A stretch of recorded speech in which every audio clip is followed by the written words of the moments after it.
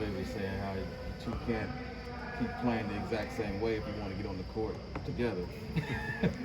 Very true. I feel like we run into foul trouble a lot at the minute, but yeah, no, we've spoken about it. We look forward to the prospect of playing together eventually, and tomorrow night, I don't know if that's going to be the night or not, but they run a huge lineup. So I remember at the Spurs, I played at the 4 a lot during games against New Orleans. So we'll see what happens, but yeah, that's an exciting prospect to be able to go out there and do that with him. I'm curious, just how did it feel the other night to have everything flowing, duck in, the whole offensive, and then obviously your contribution on the board? How did that feel Tuesday night? Yeah, I mean, it just feels good to be able to contribute to a winning program, and that's kind of what drives me and excites me. I think that grand scheme of things, it's not always going to be like that, but like right now, I feel like especially for the beginning of season, we've got a good rhythm going as kind of an inside-out punch with CP, Booker, all those guys kind of feeding us in the post, and teams are switching a lot with us. So. You never know what's going to change throughout the course of the season. A lot of teams are switching with us right now because they have to. Whether or not that maintains, given how the success we're having, who knows? But it's enjoyable regardless. Just playing physical like that and being able to kind of do what we do down low and have Book and CP kind of carry the offense from the outside as well. It's a lot of fun. So I hope they don't switch. But I hope they don't switch their schemes. But we'll see what happens. How much has establishing physicality been a point of emphasis for you and for DA? It seems like he comes in, hits people on the deep seal, and then you come in and do the exact same thing. Yeah, no, it is a point of emphasis. I think that we're taking it's a silent agreement between us that we want to be known as a physical duo that I come off the bench after he's beat someone up for the first 7-8 minutes. So we want to maintain that throughout the year and not slip up on that, because that sets a tone for us on the inside and lets everyone know that we're going to go out there and play super hard and physical every night, and I think we've done a great job of that through the first 4 games. CP and Booker keeping on us, and Monty's kind of in my ear as well, is just keep that up, because it rubs off on DA, and you can see that now, and his physicality in turn rubs off on me coming off the bench. So right now we've got things flowing at a good rate, and it's exciting.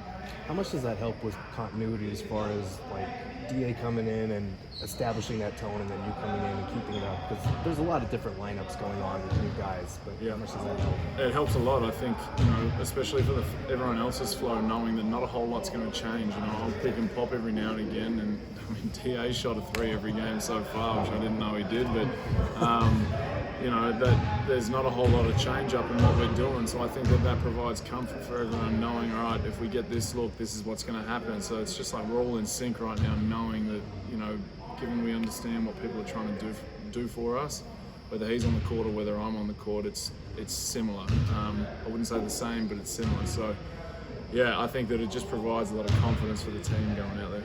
First of all, you'll be happy to know that DA said you get up the floor quicker of the two when asked. I like that. I actually had that argument with a lot of people coming in.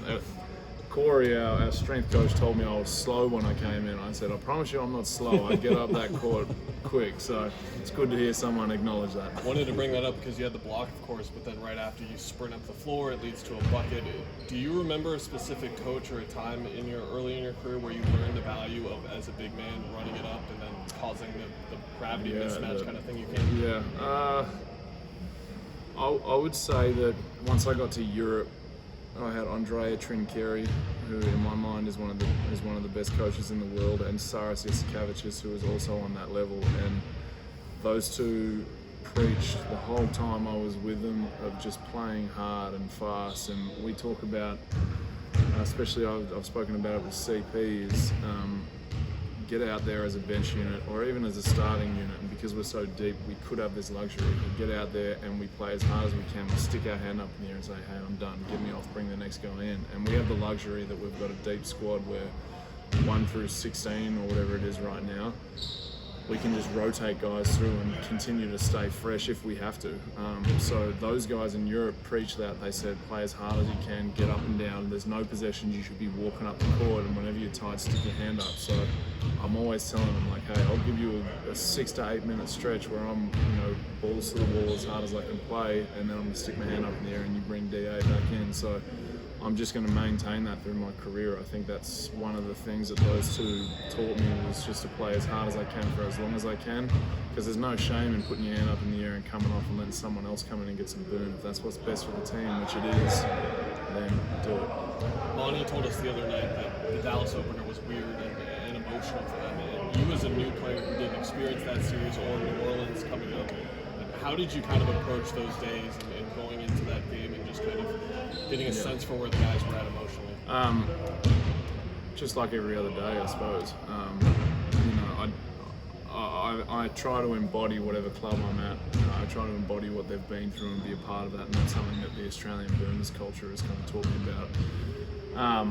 So it did feel there was a bit more tension. Now I've seen a couple more shoot-arounds go by in a pre-game. There was a lot more tension going into that first one. At the time, I didn't know if that was just because it was game one of a new year. Yeah. Everyone's got jitters on that. I did. But, I think that for the most part, it was a weird game. Like I was saying to D. Lee when we came off the court, I was like, I don't know how many minutes I was out there, but it felt like I was out there for 3 possessions, because I was like, I just can't remember anything. It just felt so fast, and then it was over. So it was a little bit of a strange night, and but I know that these guys have got a chip on their shoulder with the Pelicans as well, and we'll just make sure we go out there and play hard and see what happens. After the Blazers game, when that shot falls short and Devin Booker and your other teammates are kind of coming to you picking, as a new guy, how much does that kind of boost your confidence? Yeah, no, it's good. It shows that they have faith in the work that they've seen this preseason and coming in and knowing that there's a certain degree of respect, and that we're all mates in the locker room. So that's I knew that was going to be the case regardless. That carried over into the locker room as well. Everyone just because when that stuff happens, your immediate reaction is like, oh, I've let the whole team down and lost this game, but it's not that way. Like, there are 100 other buckets that could have gone in, and mistakes that were made on coverages or whatever. So, that's not the be all and end all. And for some people, you get on social media and you're the worst human being in the world, but then the next game goes by and it's like, you're the best human. So it's like, who cares? I don't really care about that stuff at all. I did appreciate everyone kind of getting in my ear and just being like, hey, it's all good, all right, next game, blah, blah, blah. So, it's what I expect in a locker room like this. Like, it's a tight culture we've got here, and no matter what's said, I think our locker room is bulletproof, and it's going to continue to be that way. And what they did and coming over to me is they would have done for anyone else. So, it's what's expected. The team like the Pelicans, who have that much length and play so physical, how important is it to, if you as a shooting guard, to stay out and be patient and open up the middle, for penetration with Chris or anybody like Devin or Cam when they're out there? Yeah, no, it's important. It's a facet of the game that definitely provides an advantage when you can pull a rim protector out from standing underneath the basket. But at the same time, I don't want to go too much away from what's been working. Like, here as opposed to San Antonio, I'm popping a lot less here. I think I've only shot like 1 or 2 threes a game, except for last game. But I'm not going to take us out of that, because I feel as though we still have huge advantages around the basket, doing what we've been doing. So I'll continue to kind of just play the way I have been playing, and if that means mixing in a few more pops or playing at the 4, so be it. But yeah, it's definitely an advantage when you can pull a bigger away from the basket and light up the 3. So we'll see what happens. We haven't talked too much shop yet on the game plan for tomorrow, but we'll see what happens when we come in tomorrow. So Landry was a new guy last year, and he informed us that this group will give out nicknames, a lot of them. And I saw Mikkel refer to you as Jockson on Instagram, which I assume is a play on Jackson. Have you been getting nicknames already? No. No? You're just fully denying this exists? No, I just ignore Mikhail whenever he comes up with something ridiculous like that. There have been nicknames thrown around. Some of them more inappropriate than others, because playing at the time and place. But we'll go with Jockson for right now. I just don't think you can beat Cheese for Landry. Yeah, that's a good That's one. a That's a good one. They excellent have some really good. They have some good ones for Landry. But yeah, Cheese is elite. I'm trying to think what else we've got. I can't remember off the top of my head, but yeah, there are some good nicknames. You'll have a couple more tomorrow, I assume. Probably. Jock jams. I've seen Scottsdale, Glendale, and Landale running around. So anyway, we'll leave that's for you guys to deal with. We'll do our best with it. All right, guys, appreciate it.